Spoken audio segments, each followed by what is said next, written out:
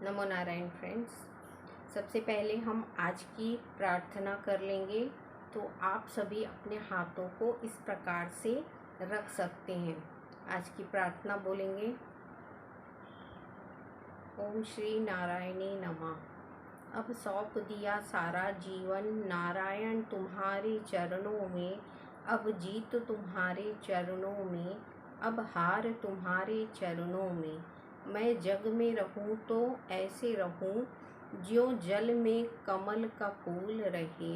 अब सौंप दिया सारा जीवन नारायण तुम्हारे चरणों में। मेरा निश्चय है बस एक यही, एक बार तुम्हें मैं पा जाऊं। इस सेवक की एक एक श्वास का हो तार तुम्हारे हाथों में। मुझसे तुम में बस भेद यही है, मैं नर हूँ तुम नारायण हो। मैं हूँ संसार के हाथों में, संसार तुम्हारे चरणों में। अब सौंप दिया सारा जीवन नारायण तुम्हारे चरणों में। नमो नारायण, नमो नारायण, नमो नारायण। इस प्रकार से जब हम अपनी भावनाओं को ईश्वर तक पहुंचाते हैं तो देखिए बहुत ही जल्द हमारे सकारात्मक जितने भी भाव होते हैं वो एक्टिव होने लगते हैं। तो नारायण के विषय में बहुत कुछ हम भावनाओं के द्वारा जान सकते हैं। भगवान परमेश्वर जो नारायण हैं उनके द्वारा कही गई सारी बातें बहुत ही सत्य और सार्थक कही गई हैं। जैसे कि भगवान नारायण ने कहा है कि मैं ही हर किसी व्यक्ति में हूँ, हर इंसान में मैं स्थापित हूँ। बस देर किस बात की है, तुम्हारे दर्शन करने की है। जब हम इस भावना से हर मनुष्य में नारायण की, ईश्वर की जो आत्मा है, जो उनकी दी हुई आत्मा है जिससे हर व्यक्ति चलायमान है, जब हम उनका दर्शन करने लगते हैं कि इसमें परमेश्वर है, इसमें जो आत्मा है वो एक परमेश्वर की ज्योत है, तो इस प्रकार की जब हम भावनाएं व्यक्त करने लगते हैं अपने अंदर उत्साह के साथ, तो देखिए आपका जीवन सकारात्मक होना शुरू हो जाता है। जब भी हम इन बातों को याद करते हैं कि परमेश्वर हर किसी में स्थापित है, क्योंकि हमेशा ईश्वरीय ज्ञान यही कहता है कि इंसान मुझसे अलग नहीं है, मैं हर इंसान में व्याप्त हूँ। आपकी दृष्टि उस ओर होना चाहिए जो परमात्मा से एकाकार करा दे। जब हम परमात्मा से एकाकार हो जाते हैं, परमेश्वर से एकाकार हो जाते हैं, तब हमें समझ में आता है कि संसारी माया जो है, संसार की जितनी माया ईश्वर द्वारा बनाई गई है, इसमें हमारा मोह कुछ भी, कितने भी व्यक्ति लोगों में परिवर्तन आए या प्रकृति में परिवर्तन आए, पर हमारी अंतर आत्मा में परिवर्तन कब आता है?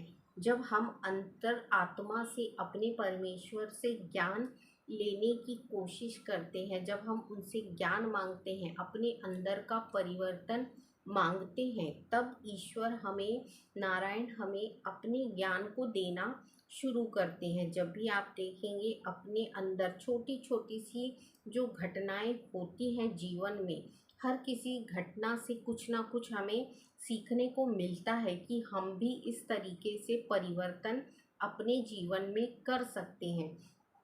पर जब आप में सीखने की भावना होती है तब ये सीख आपको मिलती है और आपके जीवन में बदलाव आना शुरू होते हैं। यदि आप में सीखने की प्रवृत्ति नहीं होगी तो ये घटनाएं आपके सामने घटित होके निकल जाएंगी, पर आपको कुछ समझ में नहीं आएगा और ना ही आप इनसे कुछ सीख पाएंगे। तो हमेशा सीखने की प्रवृत्ति को आपको प्रबल रखना चाहिए। हमेशा लाइफ में देखिए हर क्षण हर पल ईश्वर प्रकृति आपको कुछ ना कुछ सिखाना चाहती है, पर आपकी इच्छाएं जब प्रबल नहीं हैं तो आप इन चीज़ों को एक्सेप्ट नहीं करते, आप इन चीज़ों को ग्रहण नहीं कर पाते। जब आप में सीखने की इच्छा प्रबल होती है तो आप छोटी छोटी सी चीज़ों पे भी वॉच रखेंगे और ध्यान रखेंगे कि ये चीज़ मुझे कुछ सिखा रही है। इवन जब चींटियाँ अपने खाद्य पदार्थों को लेती हुई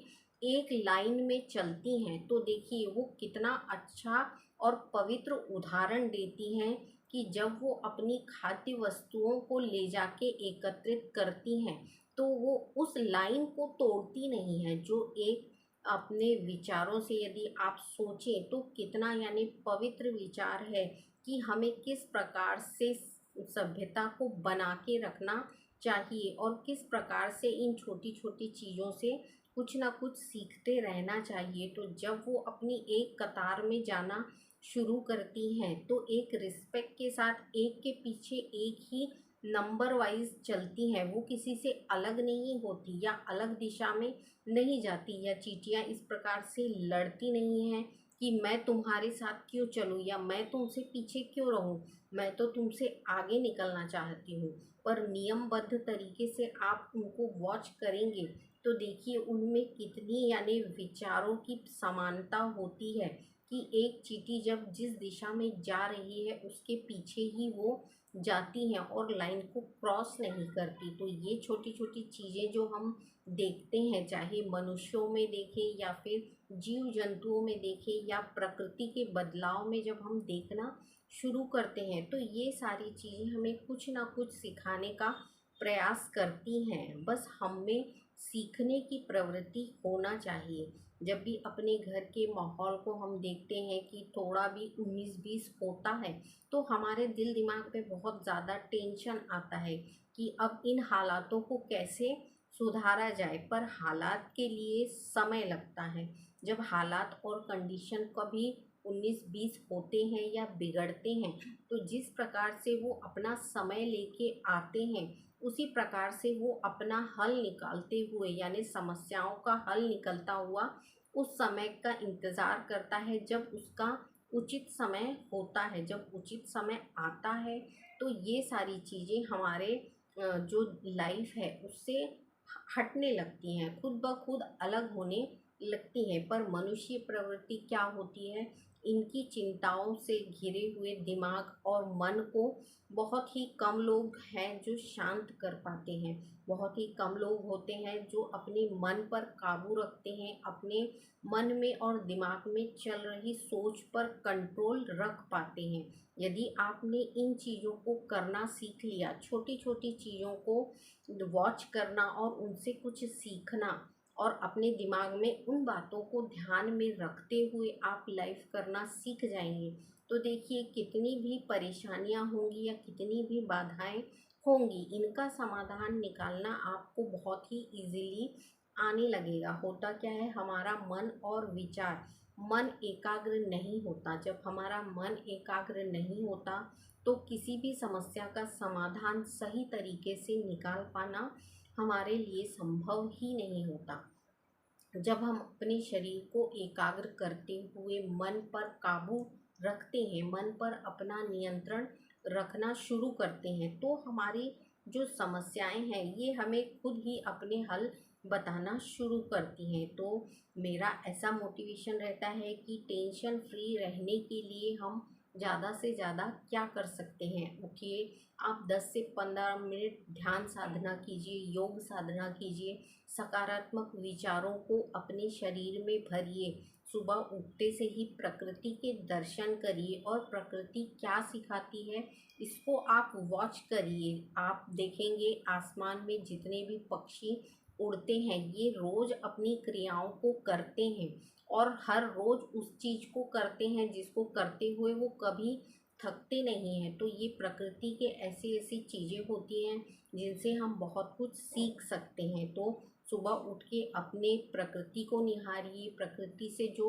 सीख हमें मिल रही है उनको ग्रहण करिए, अपनी लाइफ में उसे उतारने की कोशिश करिए कि हर समस्या के लिए हमें किस प्रकार से आगे बढ़ते रहना है। यदि आपको लाइफ को चलाना है तो आगे बढ़ने के लिए आप कितने अच्छे और सरल साधन जुटा सकते हैं, उन चीज़ों पर आपको ध्यान देना होता है कि किस प्रकार से हम सार्थक और सफल जीवन जी सकते हैं सकारात्मक सोच के साथ। जितना है जो भी है उसके लिए रोज प्रार्थना करके ईश्वरीय धन्यवाद अवश्य करें, क्योंकि जितना भी जो भी आपकी किस्मत से मिला है या दिया है परमेश्वर की शक्तियों द्वारा, वो आपके घर में फलित होता है जब हम उनका धन्यवाद करना शुरू करते हैं। तो आई होप जो हम कर रहे हैं अपनी लाइफ में उसको हम सक्सेस बना सकते हैं। इन सकारात्मक विचारों के साथ प्रकृति के साथ जुड़िए,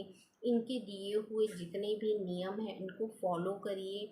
सुबह उठते से ही परमेश्वर का धन्यवाद करिए, सोने से पहले करिए। इन नियमों को आप करने शुरू कर देंगे तो देखिए आपकी लाइफ में चेंजेस आना शुरू होते हैं। सकारात्मक सोच के साथ आपकी जीवन को एक नया दिशा मिलना शुरू होती है। तो आज के वीडियो में इतना ही।